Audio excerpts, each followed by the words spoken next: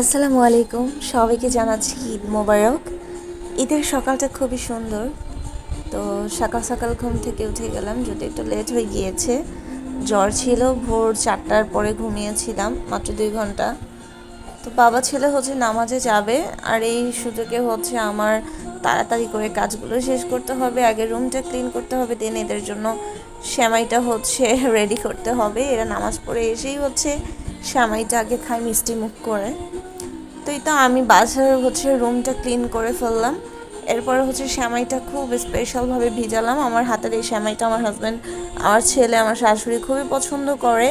আমি এখানে ঘি, বিভিন্ন রকমের বাদাম, কিশমিশ সব কিছু অ্যাড করে দেন সেমাইটি করি। তো আমি নিজেও ফার্স্টে, যেহেতু জ্বর ছিল, একটু ফ্রেশ হয়ে দেন আমি একটু ভাব নিচ্ছিলাম। আয়ন আমাকে বলছিল, আম্মু রান্না করতে যাবো, তার আগে আসো তোমাকে একটু ভিডিও করে দিই। কিন্তু আমাকে দেখে কিন্তু কোনো বোঝার উপায় নেই যে আমার কিন্তু টু মাচ ফেভার ছিল, অনেক জ্বর। যদিও আমি অসুস্থ থাকলে সব কিছু হাসি মুখে কন্ট্রোল করে ফেলি। তো আমার বাসার সবাই আমার হাজব্যান্ড বেসিক্যালি, ও আমার হাতে খিচুড়ি, ইভেন আমার শাশুড়িও খুব ভালো রান্না করে। তো আমার শাশুড়ির কাছ থেকে আসলে এগুলো শেখা। তো আজকে বলছিল যে খিচুড়ি আর গরুর মাংস খাবে। তো গরুর মাংসটা আমি গতকাল রাতেই একেবারে 2 কেজি মাংস মেরিনেট করে খুব সুন্দর করে রান্না করে ফেলেছিলাম। তো রাতেও খাওয়া হয়েছিল।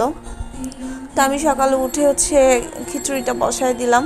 তো আমি আবার যে কোনো যেটা হয় যে বিভিন্ন ঘরোয়া প্রোগ্রামগুলোতে যখন বাবুর্চিরা রান্না করে, আমি তাদেরকে ফলো করি। তো আমি 2-1জনকে দেখেছি খিচুড়ির ভিতরে শাহি কিশমিশগুলো দেয়।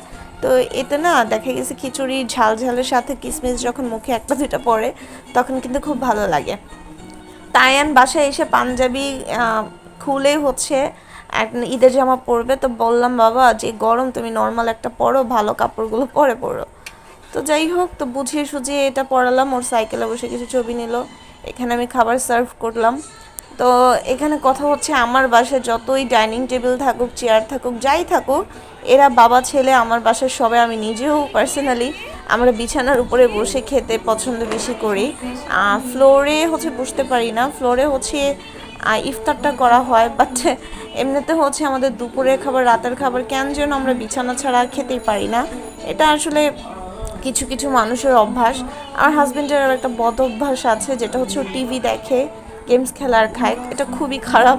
তো এই তো ও কিন্তু অনেক আজকে এন্টারটেইন দিয়েছে আমাকে, যেমন ও একটু ডান্স করছিল খাওয়ার সময়।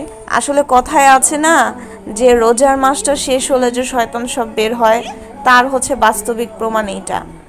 আর সে বলছিল যে খিচুড়িটা ভালো হয়েছে, আর ও যে একটা জিরার যে স্মেল, ওটা পছন্দ করে না। তো কেমন মক্কেল মশলা ছাড়া কি খিচুড়ি রান্না করা যায়? বাট আমার খিচুড়ি কিন্তু অসাধারণ হয়েছে। তো আমার শাশুড়ি আবার গত 2 মাস যাবতই ঢাকায়, সে আমার কাছেই থাকে। তো ইদানিং ওনার মেয়ের বাসায় আছে, যেহেতু ওনার মেয়ে নাকি বাসায় একা।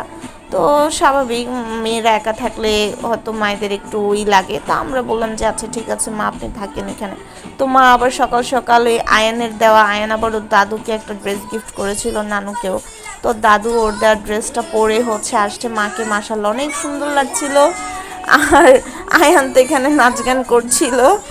আর মা আবার আমাদের জন্য 3টা কোন আইসক্রিম নিয়ে এসেছিল। মা বাসায় আসলে কিছু না কিছু নিয়ে আসে, চিন্তা করে বাসায় একটা নাতি আছে, কিছু নিয়ে যায়, খুশি হয়। তো এখানে তো আমরা 2 জামাই বই অবস্থা খারাপ আমাদের। তো মা এটা জানে না।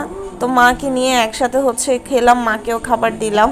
আসলে নিজের মা কাছে নেই, শাশুড়িও মা, দুইজনই একই সমান, একজনকে খাওয়ালেই শান্তি লাগে। তবে আমি আমার আম্মুকে অনেক মিস করি। আর এখানে দেখতে পাচ্ছেন আমার কিন্তু অনেক জ্বর। দুপুরে একটু শুয়েছিলাম, টু মাচ রোদ ছিল, গরম ছিল, যেহেতু আমি টপ ফ্লোরে থাকি, 6তলায় থাকি। ছাদের যে গরমটা ছিল, তো সন্ধ্যাবেলা ছাদে উঠলাম। আকাশটা খুবই ভালো লাগছিল, ঠান্ডা বাতাস ছিল, একটু ভালো লাগছিল।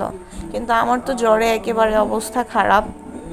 আরেকটা কথা কি, আমার ঈদের দিন না, আমার প্রতিটা দিন আমার কেউ খোঁজ খবর নেক আর না নেক, আমার ছোট বোন, আমার শাশুড়ি, এই 2টা মানুষ আমাদের প্রতিদিন খবর নেয়, যাদেরকে আসলে আমাদের করা উচিত, আমার খোঁজ খবর নেওয়া উচিত, আমি যেহেতু বড়।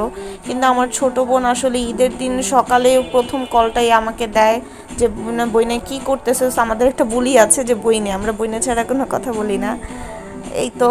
তো আমার বোন সবাইকে আমি আসলে অনেক মিস করি, যেহেতু আমার বাবা নাই, বাবার আদরটাও তেমন একটা পাইনি। ছেলেকে নিয়ে বেশিরভাগ সময়টা কাটাই। তো আজকের ঈদের দিনটা আমার ভালো গেল। আল্লাহ হাফিজ।